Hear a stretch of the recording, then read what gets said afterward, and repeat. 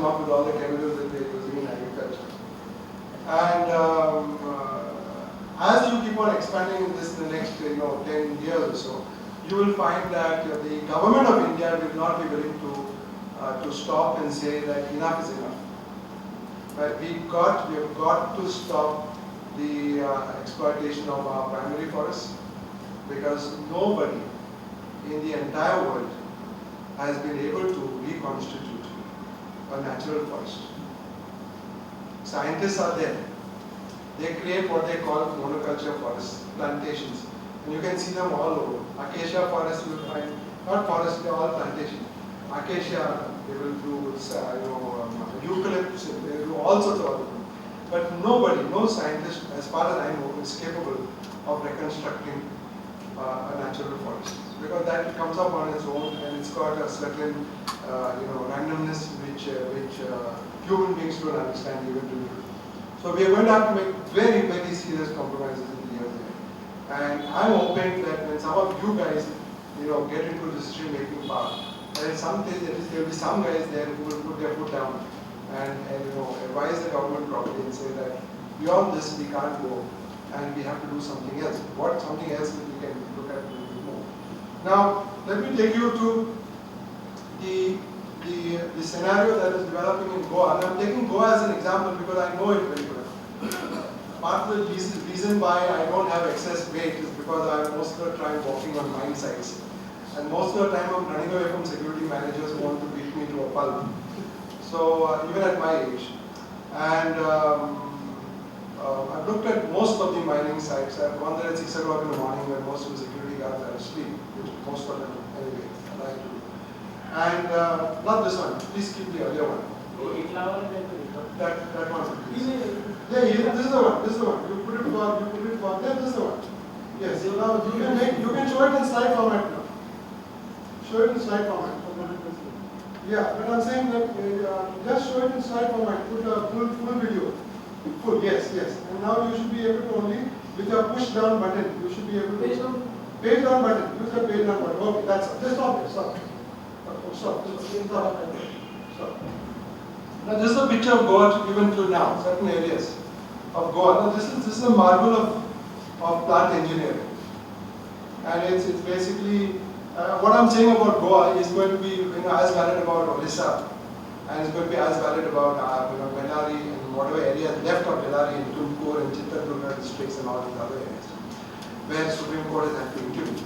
But these are very good areas. Many of them are very good forestry. Many of them are very cultivated areas, and they are cultivated by farmers who are extremely wise and extremely clever individuals. I mean, with very little resources in terms of water, in terms of government support, they are able to raise every year crops of astonishing diversity and production, and that's how we eat. I mean, some of us will not be able to survive for a single day if we don't get your idli sambar or some pohe or whatever it is. But these are the guys who make it possible, and we have come to the conclusion in our economics and cost-benefit ratios that this can be now given away, because this cost-benefit ratio of this type of paddy field, we have to calculate over a 2,000 year period, because this paddy field will cultivate for 2,000 years. But iron ore is to be calculated in terms of 20 year cycles. So in 20 years you can get all, but in iron ore, the price of iron ore is 5,000 rupees a ton. And paddy, what is the value of paddy. So in the cost-benefit ratio, they said that we are making so much money from selling iron ore, now this thing we can safely get rid of. And now you can start to go down a little bit. You can most of you go to Goa because when I tell people that I am from Goa, their eyes all sparkle. They say, "You're from Goa?" Well, I say I'm going to show you some part of Goa which you have never seen before, and maybe this type of tourism we have already started. We have got now regular buses which go around mining areas so that people also have a taste of what mining is going to go besides just going to the beaches. And these are all the water bodies. You can now slowly scroll down, but I don't know why you are not able to scroll down by slide per slide. These are all the water bodies. They are all absolutely pure. These are pictures taken a couple of years ago. Some of them may not even be available now. They're all clear water bodies. They are because of the Western Ghats, which is the largest catchment and harvesting area that has been created by nature in India to look after its population. And one of the hotspots, biological hotspots of the planet. And all this water is basically feeding our population and giving us. Nobody manufactures this water. It's part of the hydrological cycle. Now these are only 5 or 6 slides that you will see, which now you can go on.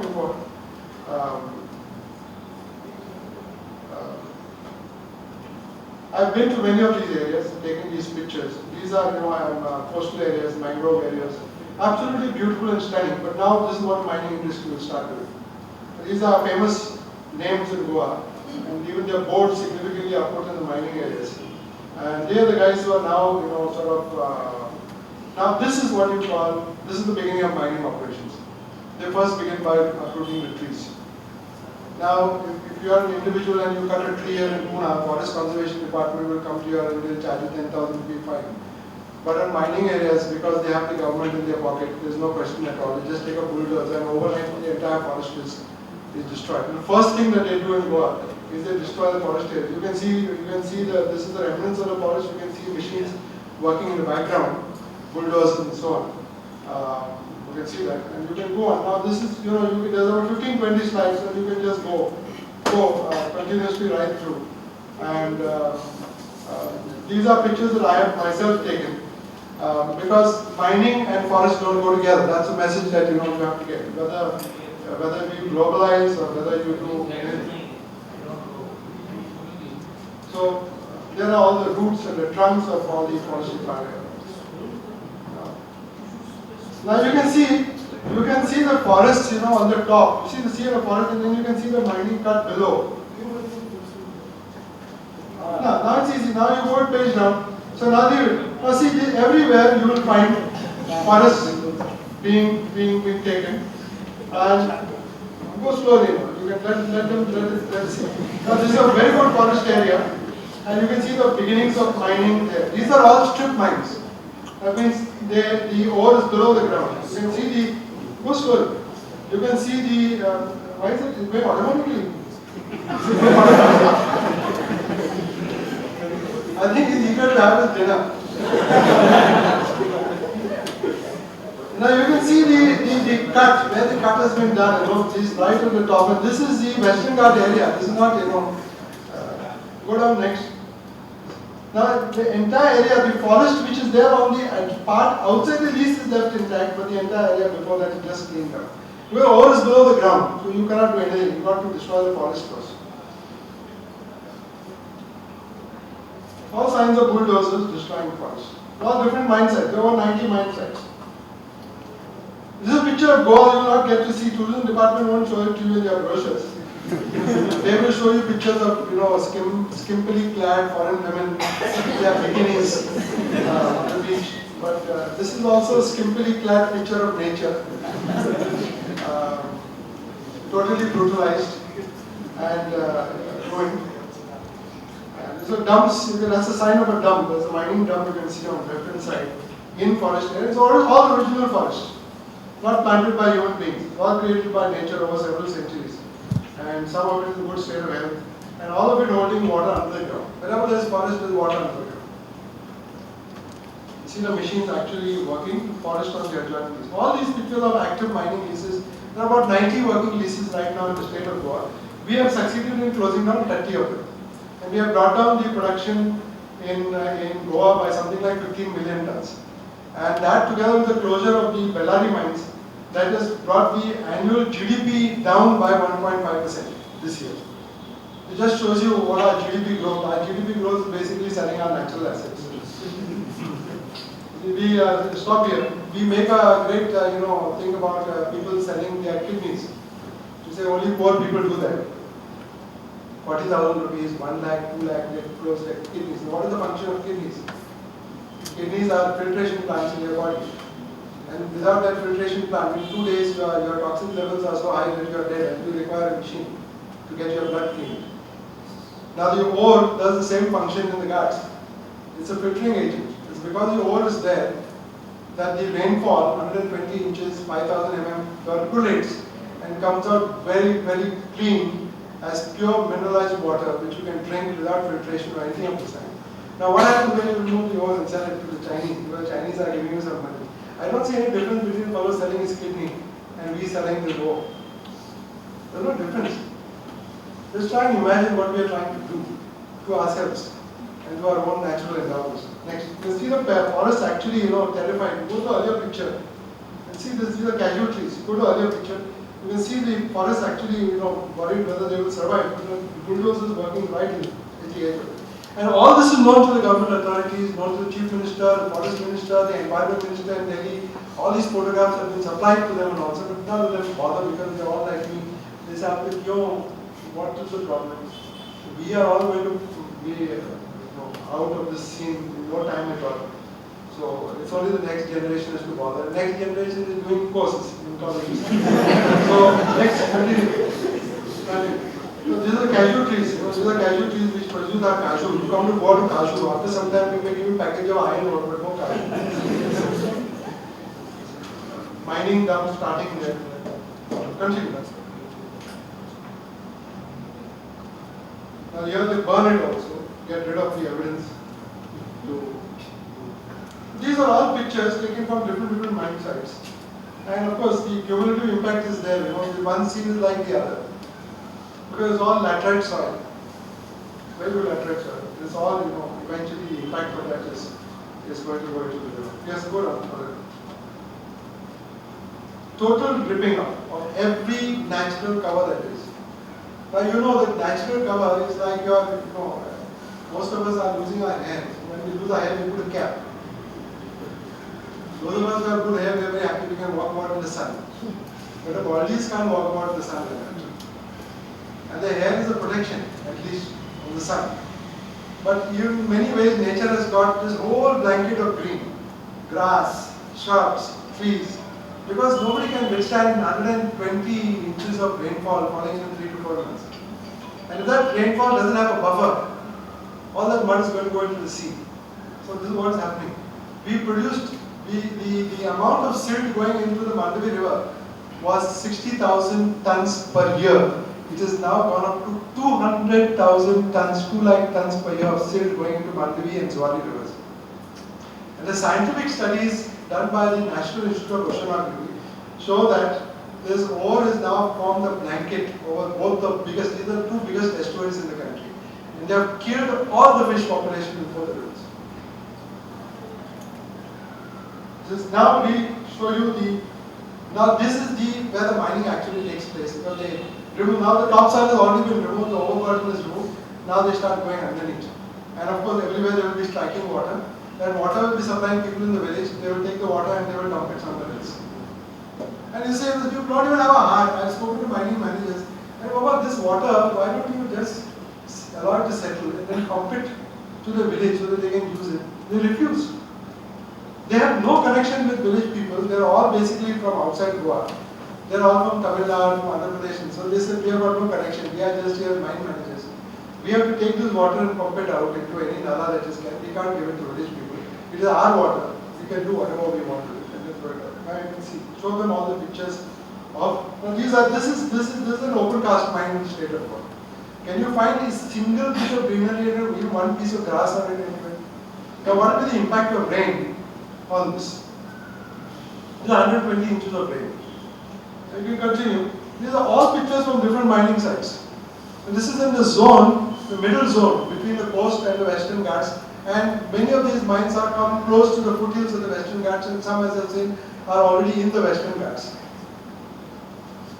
You can keep on showing the entire slide. You never thought that this is Goa, no? Anyway, you don't have to come to Goa, I'm showing it to you right now. All the water is pumped out.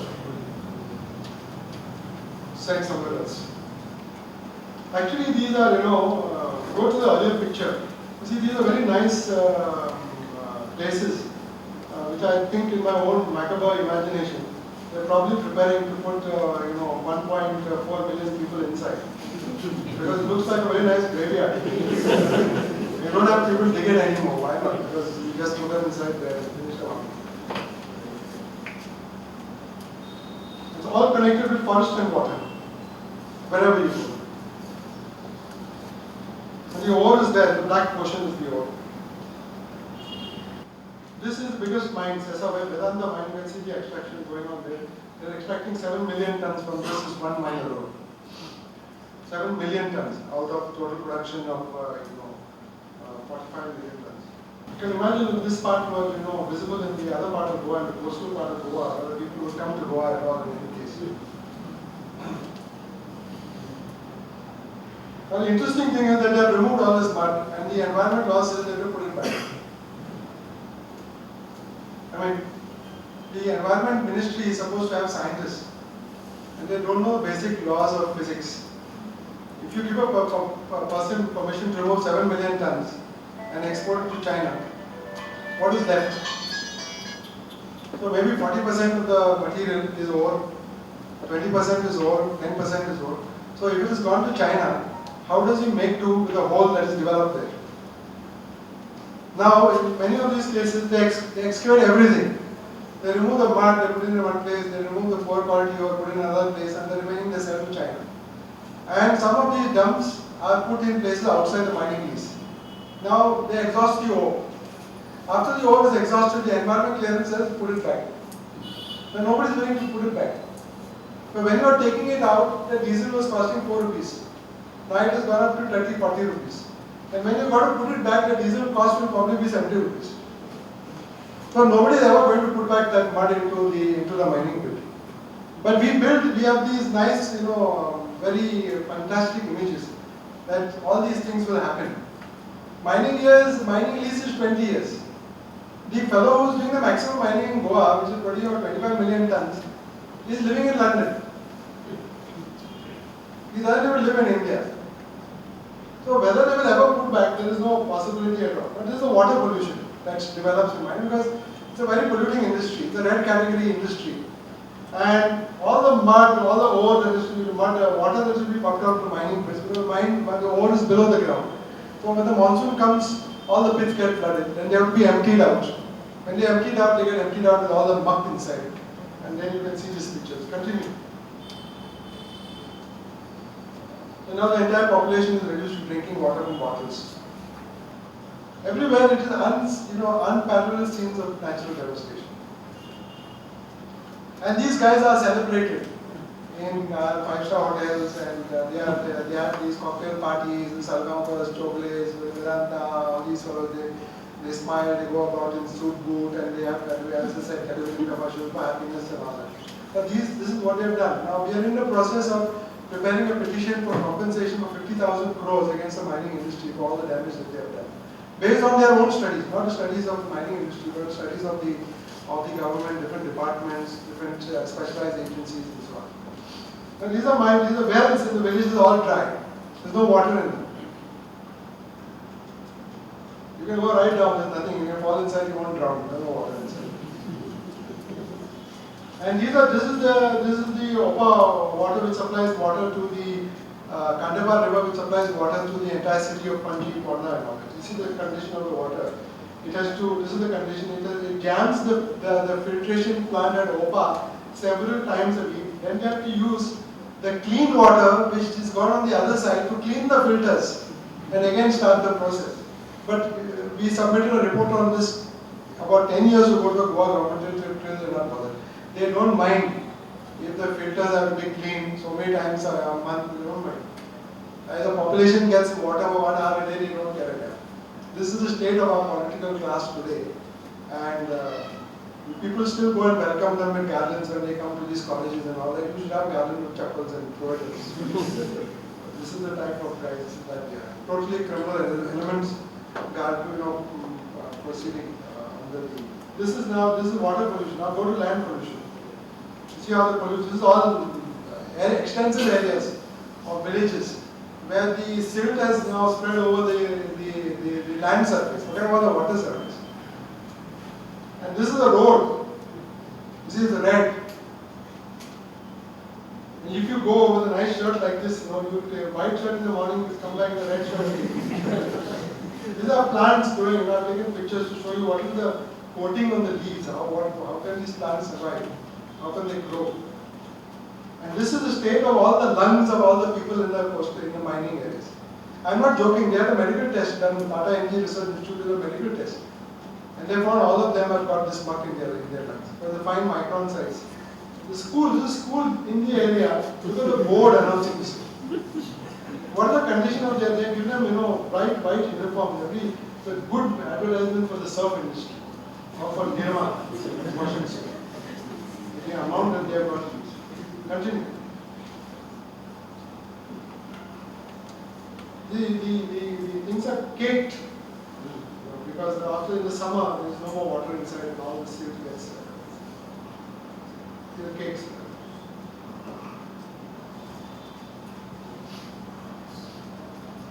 This is all in a mountain somewhere protected by the roots of trees. Now it is out in the road. And then you have these periodically these big, continue. You have these mine collapses where people die. Last year 3 people died on the mining site, nobody bothered.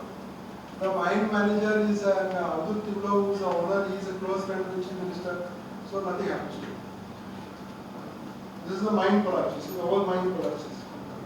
This one mine collapse belonging to Vedanta in July last year destroyed 5 lakes in the village, 5 lakes. You can see this is only 5, all pictures of devastation of this. Some of these mines are up in the hills and people are living down. So they are constantly in threat of getting taken away. Continue. See the gap there, where it has collapsed. Huge volume of water, that huge volume of water which was there went right on.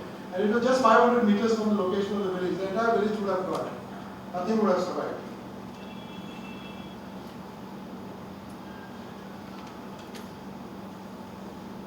This is Mulgaon Lake. You can see it's all red. There's nothing, there's a lake, actually an official lake, the district has a lake in Goa, but it is all filled up with mining sector. And he is making profits. You go back to now. This is these. You go. These are the accidents. Go further. No, go the other side. The type of accident. I'm only giving you a few pictures. You may not have your dinner and all that after. But basically now, these are the condition of roads in Goa in the mining belt. You cannot go. I mean, you unless you have a motorcycle. But I go and take a motorcycle. Car is not possible. Ambulance, car, public transport. This is on both sides of the road. Trucks going this way, trucks going. There are 20,000 trucks on the road. They created hell for the people in all the things. Accidents, mining trucks. Go on.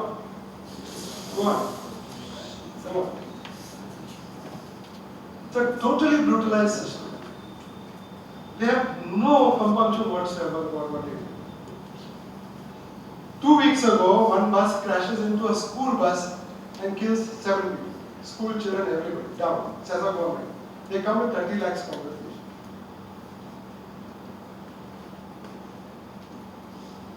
This is the condition of people living because we have to produce iron in the country. For whom? Not for Indians. 100% of the ore in Goa is exported to China, which is converting them into guns and then pointing them back to us at Ladakh and all these places. The most foolish country in the world I have seen is supplying the enemy with material to create the weapons to hit back at us. I can't understand what type of economy. I'm an ordinary man. I can't understand. The economists find some reason for it. I don't know whether common man finds any reason for it. Anyway, this you can go fast. These are all these new mountains of Goa which they are creating. They are all breaking everywhere. Go on, continue. New mountain. Now just go earlier to that 2-3 slides. There's a slide earlier. That's what earlier. See, that's a school there. That's a primary school. The Right to Education Act, didn't bother about these things. Unfortunately, there's no clause dealing with this. But you find in all the mining villages, school is next to the dump site or next to the mining pit. Nobody, education department fellows, they sit in Panji. They never come there. They don't want to dirty their shirts. Now these are all abandoned mining sites. These are for mining activities in the past. Just you can go there quickly. They don't do anything. They leave them as they are and they go. They don't bother about repairing the damage. And all these now, there's no mining activity here. It's left and gone. Water is collected. Forest is gone. They just leave and they go. Price is not suitable. This is about taking the boats. What is there to eat in this place? These are Google pictures of the mining sites in Goa, and after that we have to get it. Just show them. If you see from Google, you can see the wildlife sanctuary is there. Look at this mining pit. These are all the areas. You can see the greenery and you can see where the mining develops and all the dumps coming up, the mining pits, the benches, all that you can see very clearly. Previously, they used to make a big noise about us going on mining pits. Now we say, go to hell, we are not interested. Now with Google, we know what they are doing. We can go, we can check exactly on all their. Every picture like this, after some time, whole of Goa will be like this. Where the Portuguese gave 800 mining leases, and there are another 480 mining applications for prospecting leases in the state of Goa. Means whatever 800 they are given, they are not enough. They want to put another 400, and they want to continue. These are all mining leases, which we have marked out. And those are the red lines are the sanctuary limits. Some of them are working in the sanctuaries. And you see all the water bodies that we have created.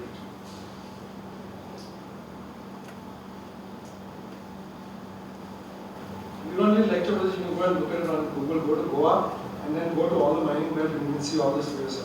Because you may lose your sleep, but that's not my problem. Now this is only aircraft we are taking pictures. You can see how the scarring of the landscape looks like. Different parts. So when you come from Bangalore to Goa, you can see these pictures. You can see this. Now there's a beach area, that is Keni beach, Reddy beach, and this is not Maharashtra. This is where Maharashtra is doing their own mischief. The whole area is Reddy mines, and you can see that despite your coastal regulation, the whole beach of Reddy has become red. Nobody can go to swim there. That might become the condition of Goa beaches also. We'll have red beaches. People will come and sit on them also. Next. So this is the mining belt. You can see this is state of Goa. Coastal areas on the left, mining belt is in the middle, and then the sanctuaries on the right hand side. And you can see they're all intermingling with each other. So you have to either decide in favor of mining or decide in favor of protecting your forest. This is what I have not even one flower finally coming up on an abandoned mining site. So that is our condition at the moment.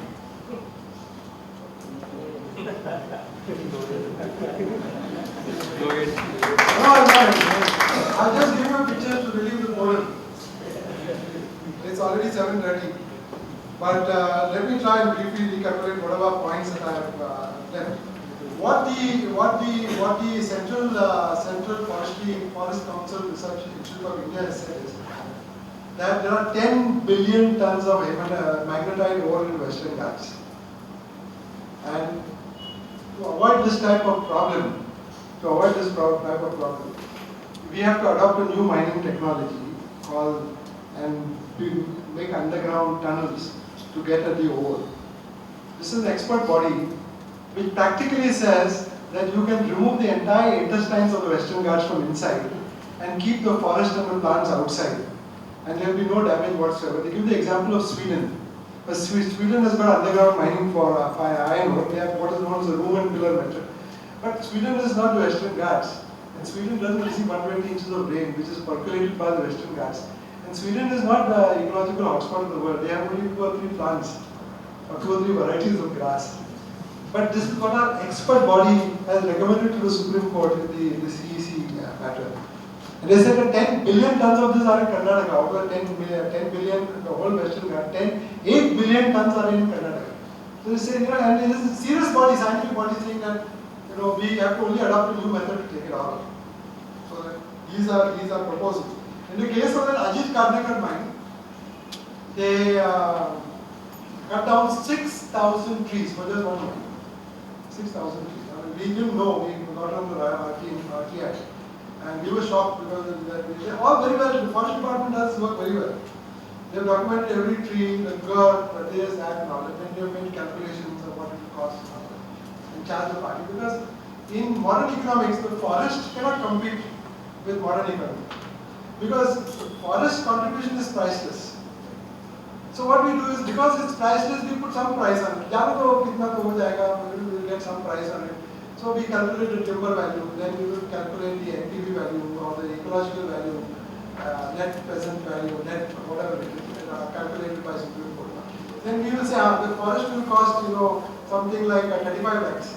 The ore is costing, they are giving us this much. So if we balance it, then the ore is giving us more money at the moment, so we can compromise sell the forest. And then we will take some money from him for compensatory afforestation, and then we will do the compensatory afforestation.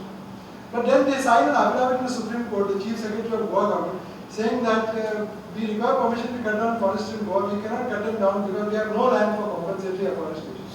So please give us permission to cut. And the Ministry of Environment gives them permission. So there is no compensatory afforestation. They got the cash. They got the cash for compensatory afforestation, but they got no land to do the compensatory afforestation. This is our halat. Not very good. Not something which you can laugh about, but this is that. Now people say, what is the alternative to this? Well, most people know, and I think I should give you some time for questions. What are the alternatives to this? Because we are an industrializing economy, we need metal, we need iron ore. So the first argument we always say, as far as Goa is concerned, as far as Belarus is concerned, if you require it for your own development, say 30 million tons, 45 million tons, you can take it out more slowly. You can take due caution. You can follow methods that will not destroy. You will not use, this. Your primary goal will not be extraction, production, profits. Your primary goal will be sustainable mining. Doing it in such a way that the people don't suffer, the environment doesn't suffer, and then you can do it. And then you will be able to produce enough ore for your 20 to 30 million tons for many years without creating any problem. The second is in terms of recycling. Now, metal, everybody knows, is a recyclable material. It is subject to the law of conservation of mass. You don't lose metal. So you can, India is very good scrap, you can show the pictures of our ships, I used to go to this Alan shipbreaking yard. It's a third series of slides, there are 4 or 5 pictures. I was on this Supreme Court committee to go to this area to look at this Alan shipbreaking, and we went there with the firm conviction that this entire thing should be shut down. We said, no, it cannot be allowed because it's all these people sending their ships to us. We break them, and these are all ships, they're being broken up and all. And we said it cannot be allowed because it destroys the environment, it destroys, all that sort of thing. Then we made very careful analysis of all this, and we found that most of the materials in this is 98% of it is scrap. It goes to rolling mills, and at one time, the metal from this went 15% of our rolling mill stock came from these breaking yards. Now the interesting, it's a very important subject to discuss. What is the environmental cost of recycling and the environmental cost of taking ore? When you take ore from the ground, you have seen the damage, I've shown you in pictures. But when you take existing metal and you reprocess it, you take scrap, you rework it, and you put it back into an electric arc furnace or whatever it is, then your emissions and your fuel requirements and everything go down by huge factors. So why, for example, till today, even crude steel, 40% of crude steel is coming from recycled sources. But if you look at the total recycling of metals in this country, 70% is not recycled. It goes into what is called waste, it becomes, people collect it, they do all sorts of things with it. And if you look at the world scenario, it's even more frightening. There are aluminum tin cans, which are all sorts of landfills filled up everywhere. People just don't believe. They're so used to disposing of, throwing away everything. They say, okay, now when I was building, I'm giving you a solution, very common solution. I was building a garage for my car. I had the choice of going to a hardware store, bringing brand new GI pipes and brand new materials and assembling it all. But I didn't do that. I went to the scrap yard where I got very good scrap material, but 10% cheaper. And probably far better in terms of tensile strength and so on, because this is earlier made material. Nowadays, what they do with steel is nobody really knows. And when I was constructing a plastic reprocessing machine for dealing with plastic litter and cleaning it up, I went back to the scrap merchant and I constructed the entire machine from scrap. I sat with a village blacksmith and I constructed all the plates and everything came from sources. Now you can do a lot of things from scrap, and every time you do that, and every time you slowly gear the economy to do that, we tried to do it when I was in the Supreme Court monitoring committee, we tried to do it for batteries. But batteries again, lead is metal. And we don't really have any lead in this country in terms of ore. We have to mostly get it from abroad. So we said we don't mind, buy all the batteries that you want from abroad. And once they come here, you reprocess those batteries, recover the lead again, use it again, because you don't lose anything. If you have very good smelters and so on, very little of it will go in emission, you will be able to capture it. Right now, we don't have those type of facilities at all. Waste oil. We don't re-refine oil at all in the type of quantities that we use. Now why are we in a problem with Iran today? Because we are not able to pay them because the US government is on our foot. So we have a lot of problems with our economy. Our oil costs are going up, and very soon you'll have to pay again some maybe 4 to 5 rupees extra for oil. But we are really utilizing these minerals as though there is no next generation. We could recycle most of the lubricating oils, the refining oils. We've got very good technology we can do, but we don't want to do it because we don't have an incentive. See, if the entire budget that Mr. Pranab Mukherjee has come out, you will not find any inducements for recycling. You will never find. Like suppose I took 200 liters of waste oil, or not waste oil, used oil, and I was able to convert it into a product which can be used again for engines. Then I should be rewarded because I have protected the earth from that much amount of destruction. And I should be rewarded. I should be given some incentive tax on nothing of the kind. Because this economy, which is a liberalized economy, doesn't believe in recycling. And this country, its greatest virtue was in recycling. Your mothers and fathers will not throw you a dabba out. All the dabbas will be kept in the house. And then after some time there are 50 dabbas. You don't know what to do with the dabba. And one dabba is put in another dabba. But this is the virtue of this economy. We don't believe in wasting stuff. We don't believe in it. But the economy which is run by all this Montek, Ahluwalia and Manmohan Singh and all that. Manmohan Singh, incidentally I was told, there is PhD on mining. I don't know what the PhD says. I am now very curious to find out what this PhD is. But basically, these are basically people who say that, well, best way of economy is take whatever you got and sell. Put the highest possible figure. And then let's find out what can be done. So this is where I'll end because I must give you some time to ask some questions if you want. And I think that's enough as far as you are concerned. Your tolerance never goes. So, thank you. Thank you very much for sitting and listening. I'll just ask one question. Yes. Isn't there any obligation on mining corporates or reforestation actions? Okay, this is my first question. Yes. Secondly, what is happening to the environmental movement? Aren't people being mobilized against the kind of destruction of nature? Yeah. Irreversible destruction of nature. Aren't there mobilization activities? Yeah. You spoke of building sustainable solutions or sustainable technologies and recycling as a solution to this problem. But don't you think at another level we need some fundamental change? And at one level, sustainable development is more like a past. It's more like that we can coexist, like we plant trees somewhere and still have someone. So the need for fundamental changes in sustainable development. I'm very impressed with your question for your age. I'll deal with three questions raised. One is the impact of the forest. Present mining law doesn't require miners to do the reforestation. It goes into the hands of forest department. Forest department is not very. The Goa foresters are not particularly interested in recreating forests, and they've got huge wallets with all that money received from the destruction of forests, but it's not going back into restoration. In terms of the movement, what the mining industry has very cleverly done over the last 20-30 years is that after devastating the environment, they have devastated the communities. Most of the village communities were holistic communities and they looked after each other and so on. Now they have created two parties. One party, the sarpanchas, sarpanch, all these people have become truck owners, given contracts to take the ore. And the others are the sufferers. So at any time there are people who make a lot of noise on mining, and the problems caused by mining.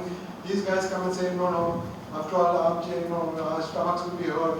And when this Justice Shah Commission came for an inquiry to go on illegal mining, the entire hall was filled by truck owners and truck drivers. And they all stood up and said, it is our livelihood, you can't stop mining, you cannot try and find out a way to regularize illegal mining, but don't stop it.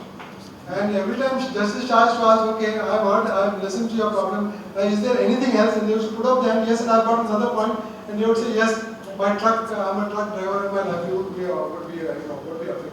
But they have nothing else. So they have broken all the communities in the group. Still, In some villages, we have very good activity.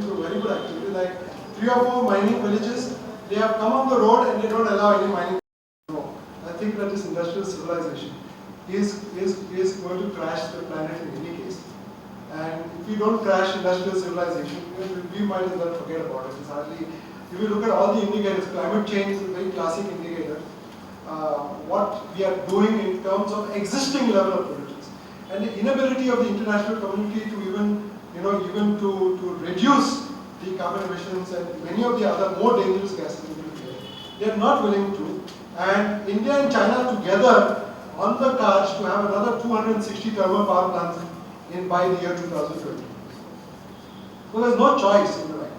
There's no choice at all. The NIO came out last year with a very fundamentally disturbing report, where they said that they may even, the phenomenon of the monsoons that we understand as we understand in India, may cease to operate. Because I myself think that nobody can do any damage to the monsoons, because it's dependent on the movement of the sun and the rotation of the earth on its axis, and the interaction of the heat of the sun with the Indian land mass, and the movement of the cooler cloud, water vapor laden clouds across the Indian continent because of the 2 or 3 kilometer price difference and the temperature difference between the water bodies and the land mass. And I said even the US and the CIA cannot do it. And I'm a great anti-American campaigner for many years. I said at least that nothing we can do about it. Then the NI report says that you don't be too cautious about, you be worried about that. Because if we remove the temperature difference between the oceans and the land mass, there will be no movement anymore of that type of vapor related to clouds. And today, we have reached the stage where the temperatures over the ocean masses are coming close to the temperatures on the land masses because of the amount of pollutants we have already discharged into the air.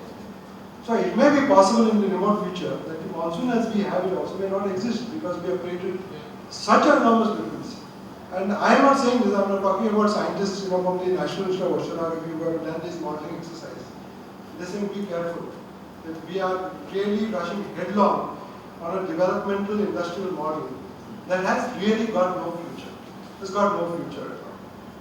And we've got to really think in terms of something that is remarkably different from what we are doing. Thank you for asking the question.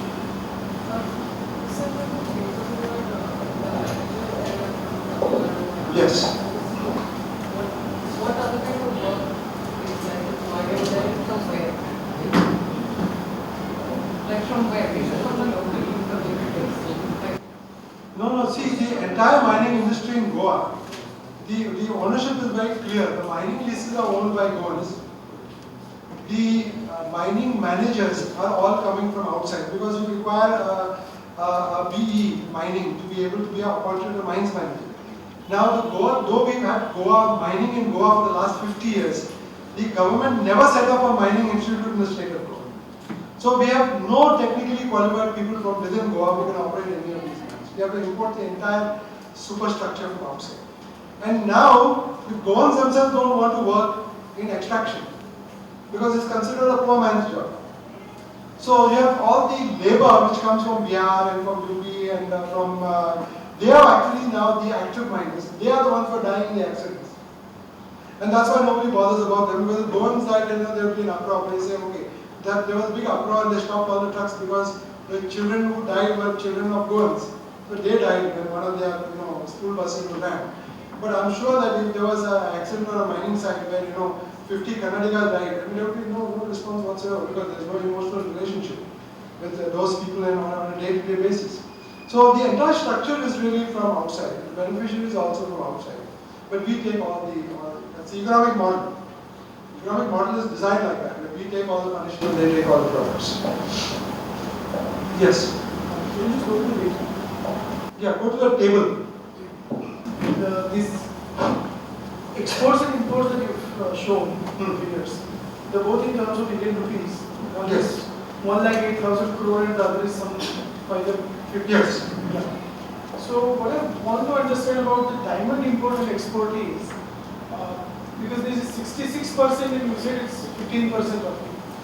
the import turns out to be more in terms of money than the export. That's point. It's a valid point. No, so what I'm asking is it because of the price difference or is it because of the volume difference? Frankly, I haven't looked at it very carefully as you have done.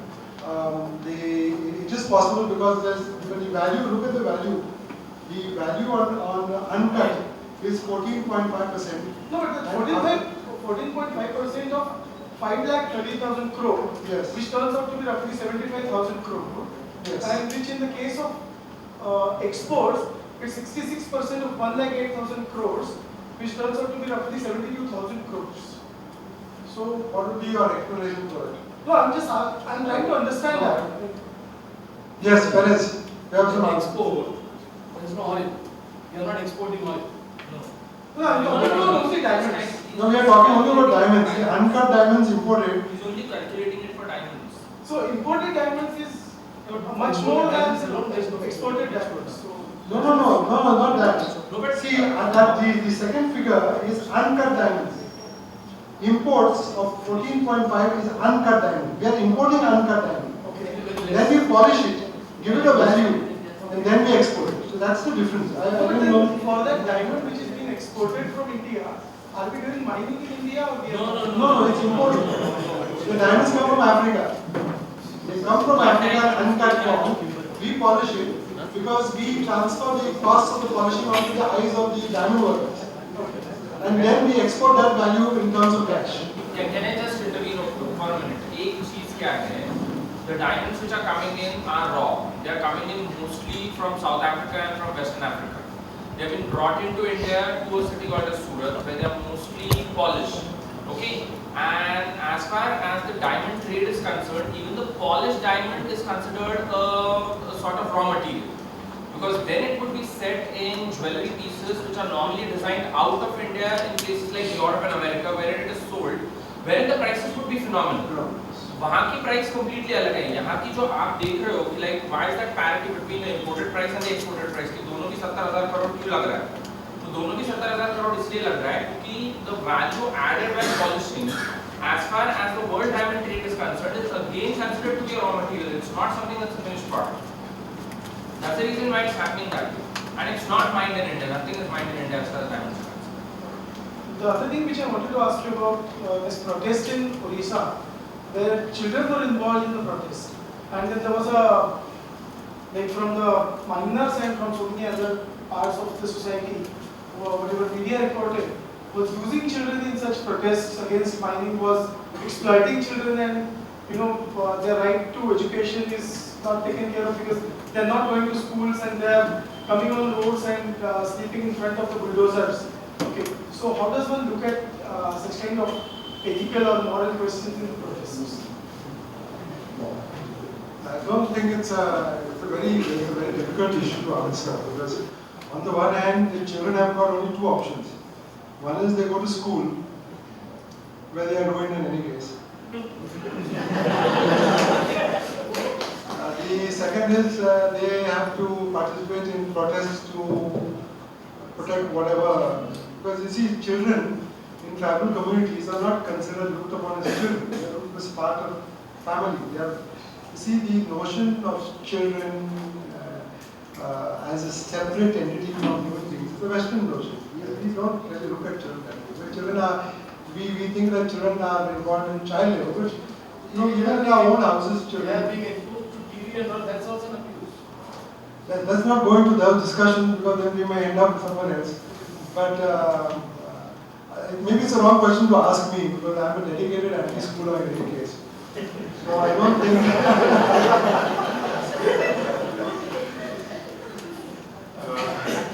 Yes, right. Yeah, okay, just wait, let them ask. So your topic was political economy of mining, and I was expecting you to talk about the role of ex-Chief Minister Digambar Kamal with this. I don't know why you didn't talk about this political linkages with the mining industry, because Digambar Kamal's whole family is involved in transport business with this mining industry. And also the BJP candidate of Satish Kabra because in this assembly election, the mining was the central issue in Goa, in both against Congress. So let me give you a political economy of mining. Go to the table. There was one table there which I didn't look at. Go to the table chapter again. That will give you all your answers. Yes. Go to the next table. Now that is the graph of Fomento Resort Outlook Timlo, owner of the Siddhartha Goa Hotel. He has got only 2 mining leases. Look at his production graph in the last 1 year. He increases his production by 10 million tons in 1 year. When I went to the Supreme Court and got a demolition of his Siddhartha Goa Hotel, he was able to get the entire assembly to pass a resolution amending the law back to 1961 in order to save his hotel. The present Chief Minister and the Digambar Kamath and Manohar Parrikar are both very close friends of this. Because when I was on the Postal Authority and they came for some permission, I was the only person in the authority who refused it, and Parrikar was on the authority at that time, wrote the opinion in favor of the. So then I realized the connection at that time. So I'm saying, now look at the next one. Go to the next, after that, there's a graph. There's one more. Now this is the Goa's mineral political economy, as you call it. The total exports last in that 1 year, 2010-2011, 54 million tons. This is more than 50% of India's ore export. Coming from an area which is less than 1% of India's land mass. And coming from 4 talukas, equivalent to the same ore that is produced by entire Bellary district, which is nearly 3 times the size of Goa. Okay? Now you look, the total value of the ore is 22,000 crore, at about 6,000 rupees. Total profits come to, this we are taking from the Vedanta site, which is about 50%, at 11,000 crore, that's 50%. The Goa budget, 6,000 crore. The Goa government income from all sources, the budget and the deficit financing, etc., is 4,290 crores. Then the profits of one company alone, 4,222 crores. And the investment of all the mining companies, which we have taken from the environment clearance documents, 630 crores. That's your political question. I don't need to say any more. People who have that type of money can purchase everybody, including, no problem. Chief ministers, MLAs, opposition. Last year, Sesagwa made a mistake of publishing their report on the contribution they made to mining companies. The BJP was 1 crore 20 lakhs, Congress was 55 lakhs. No official contribution to political parties, so of course above, not what is below the table, and what they have given now for the elections. Yes? Can I just make a point over here? Please. A very small thing that I need to say as far as whatever Vanraj has said. There is a perception which has been developed in sections of the media, because since the media loves all those types of let's feel good stories, that the Congress government in Goa lost on account of the fact that they involved themselves in some horrible amount of mining, and that's the reason why they have been duly punished by the Goan voters. Now, when we had planned for Claude, that precisely was the idea at the back of our minds, that we'll get someone from Goa to talk about this. But then, as he's rightly pointing out to this, there's no reason why anyone should talk about anything in this. It's like self-explanatory. Bharatiya Janata Party आए, कांग्रेस आए, Maharashtrawadi Gomantak party आए, party power में बदलती रहती है. इसका media को अच्छा लगता है कि देखिए कुछ तो बदल हो रहा है, पर इससे कुछ नहीं बदल रहा है, because what pins all of them in place, as he has rightly pointed out, is this sort of a thing. तो ये जो पैसे आते हैं, as he said, they are enough to buy them many times over. मतलब एक assembly के लिए नहीं, आने वाली कई असेंबलीज के लिए they can purchase all 40 members. So it's not an issue at stake at all. So it's a sold off state. There's no problem as far as that sold off political system is concerned. It's just that the political,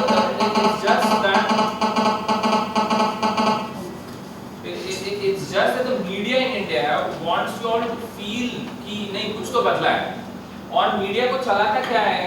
those types of creating happiness sort of ads which are being pulled all over the place where things like that. Media कहाँ से चलता है?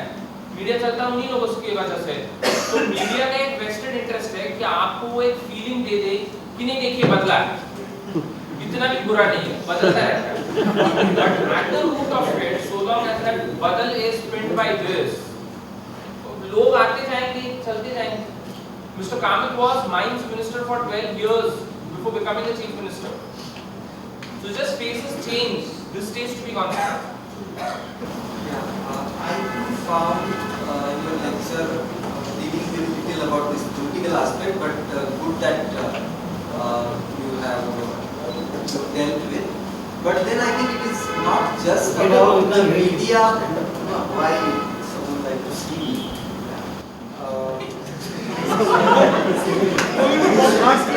The question about what media is projecting the scenario in Goa is, but also the question of what democratic choices people of Goa have. So I would like you to throw some light on that aspect. That is number one. Second, if you could also share your thoughts about something which has come up in form of National Green Tribunal.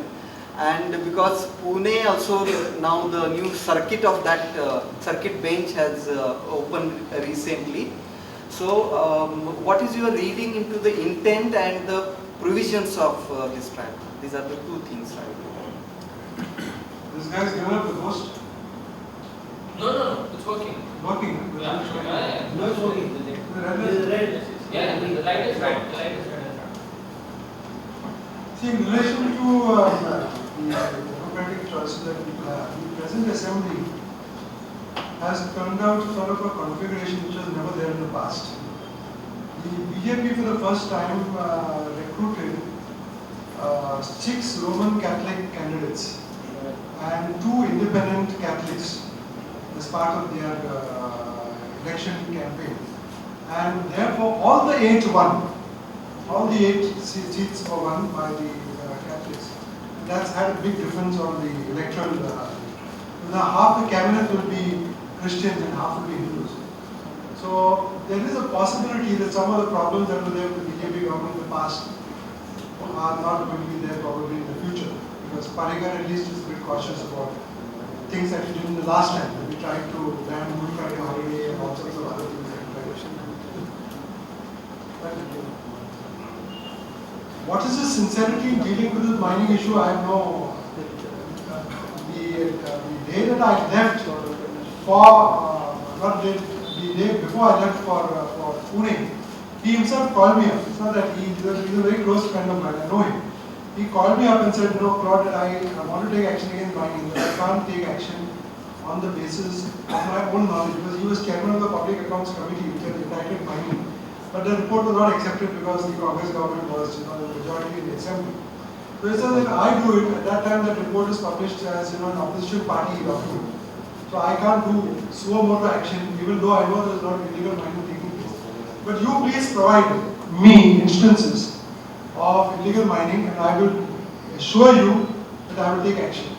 And the fellow who put me to him, who was sitting in the same room with him, was the Advocate General, who had been appearing for mining companies before. So then I told the Advocate General, I said, but you have been appearing for Cesar Goa and all these companies before. So what great change is going to be there? He said, no, he said, you take it for granted that I may appear for somebody. You should not worry about these things. I am a vakil. Vakil will appear even for a murderer. That is his duty. He cannot help it. But today I am appointed for the state, so you can be sure that I will take an independent point of view. And I spoke to my wife, who is of course my loyal advocate in all these matters. She said, since you have made a gesture, you start sending him. So on Friday I have given the first complaint to him in relation to one of the mines operating. And I have told him that every week I will send him 2 complaints.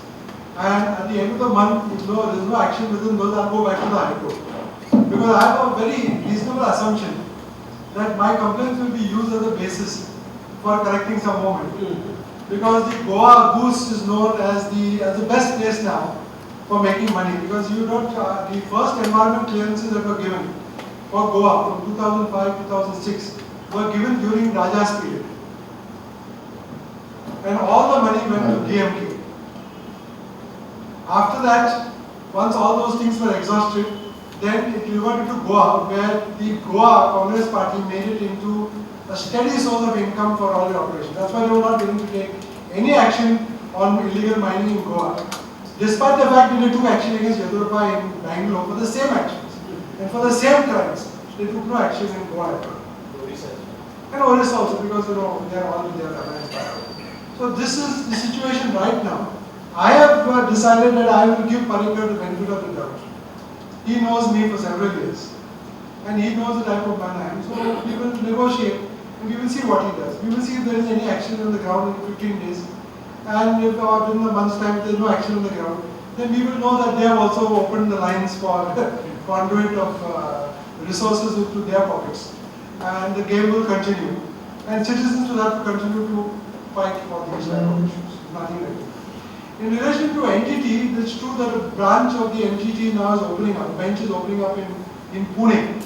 It has already. It has.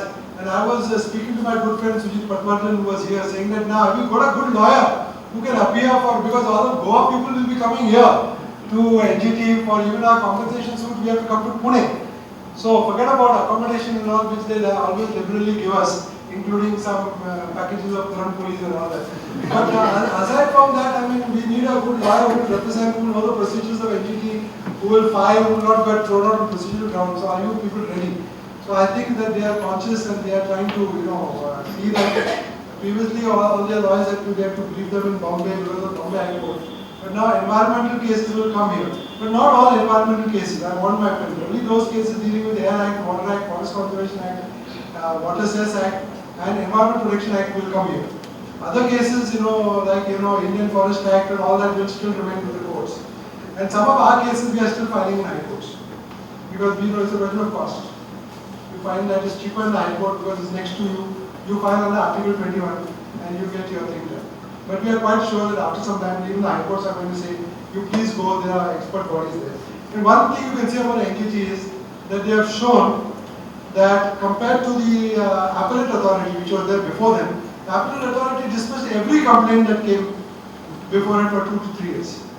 Whereas in the case of the NGT, it's been just the reverse experience. They have been cancelling environment clearances right and left. So I think that there is an earnest desire to show that they want to change it. And there is, therefore, it may be a nice mechanism, just like when somebody gives you something free, that you start getting addicted to it. There is probably some nice mechanism for getting us all to come before the NGT and then passing again adverse orders. So that also can happen. It all depends on individuals. The individuals are good, we may get some good orders. If they don't, we have to pursue in other fora. Yes? Sir, the work done there is quite remarkable. It's closing out nearly 30 miles.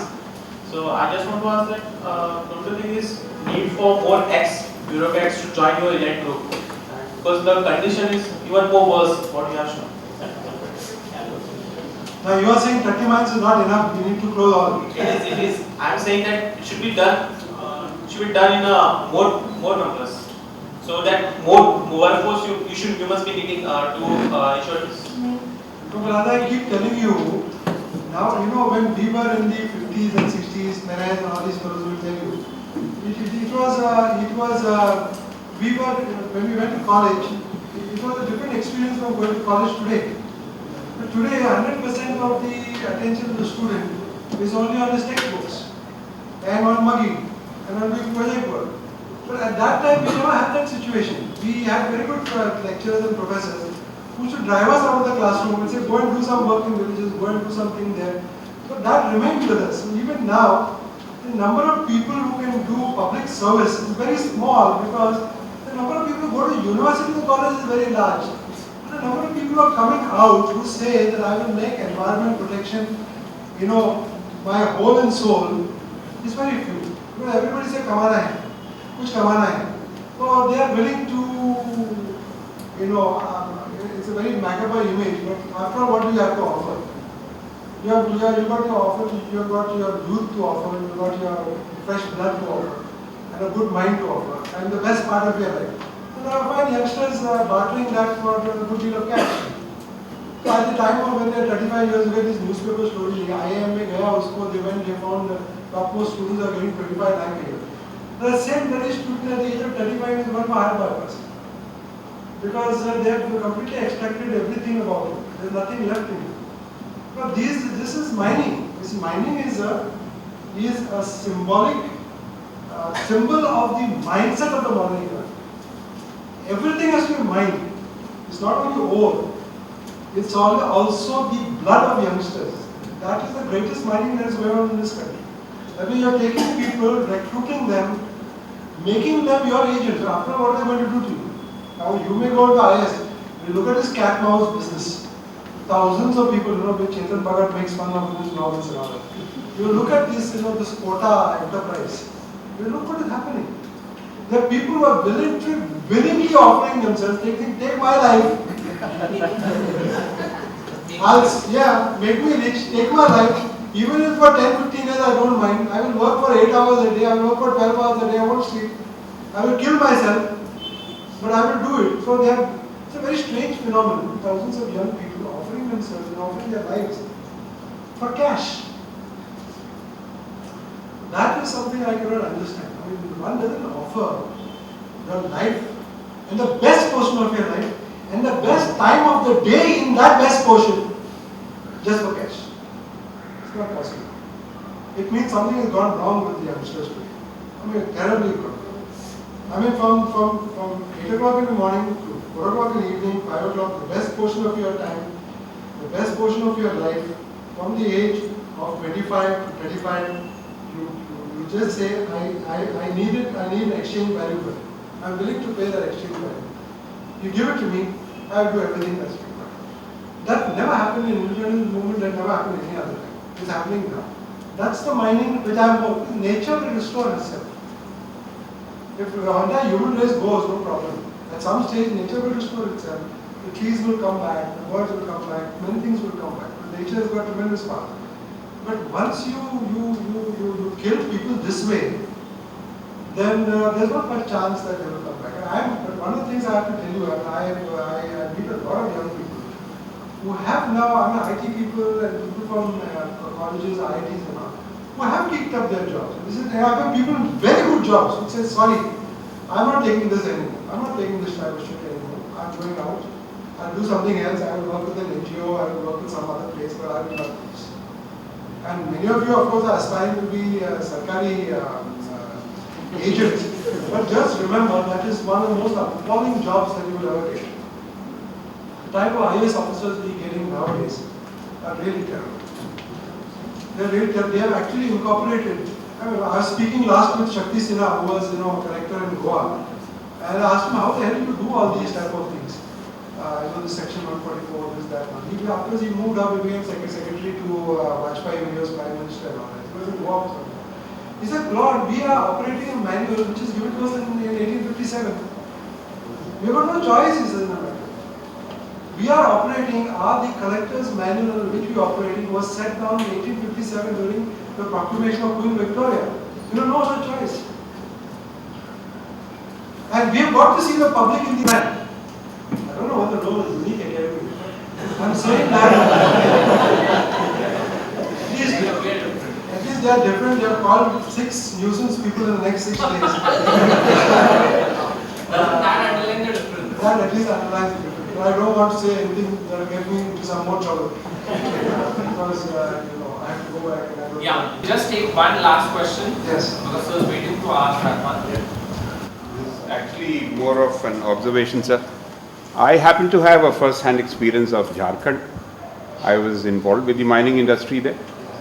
In some ways. I'm Ujjwal Chaudhary. Yes, of course. I came in late. I just couldn't find the place. The signboards were not very prominent. No problem. This is my mistake. I should have come in earlier. One observation is about the kind of parliamentary system of democracy that we follow. The first casualty is the real content of that democracy.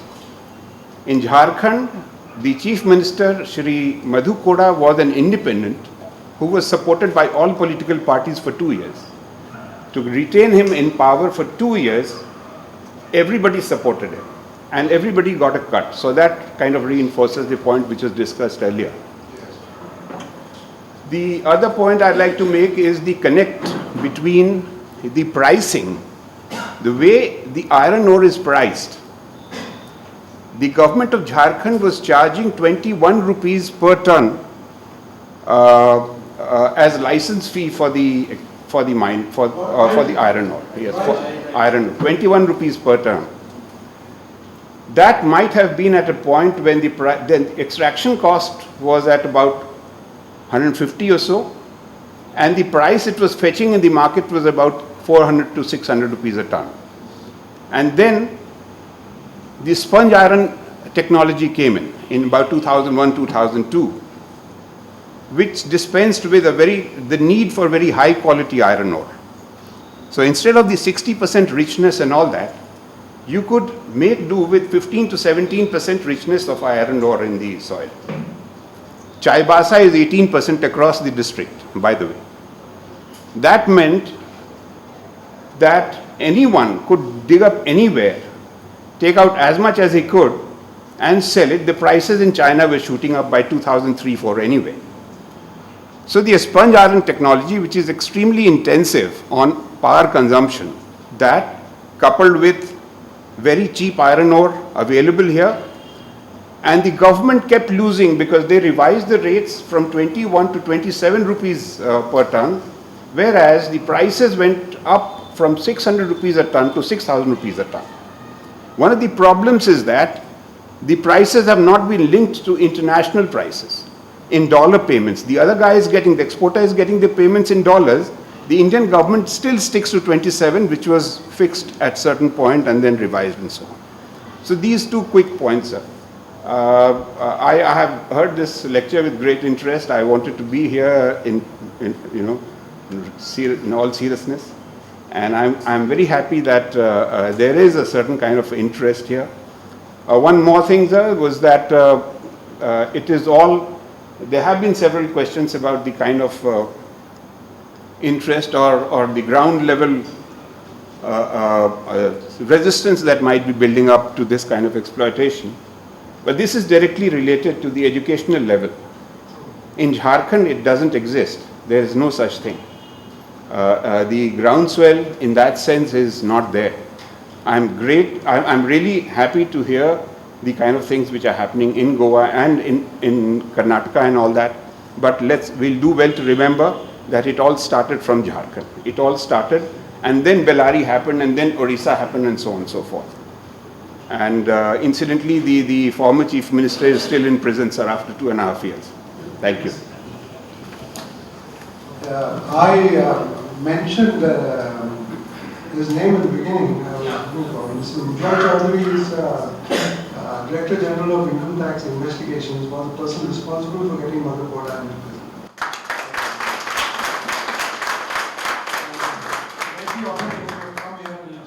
Share your expertise, because somebody mentioned about getting people from the government system. There are a lot of people in the government system whom we work with, even in the state of Goa. We do. There are people who give us documents, there are people who give us all sorts of things. It's not that the entire government system is totally riddled. But somehow the balance is that most of the officers nowadays tend to be more timid.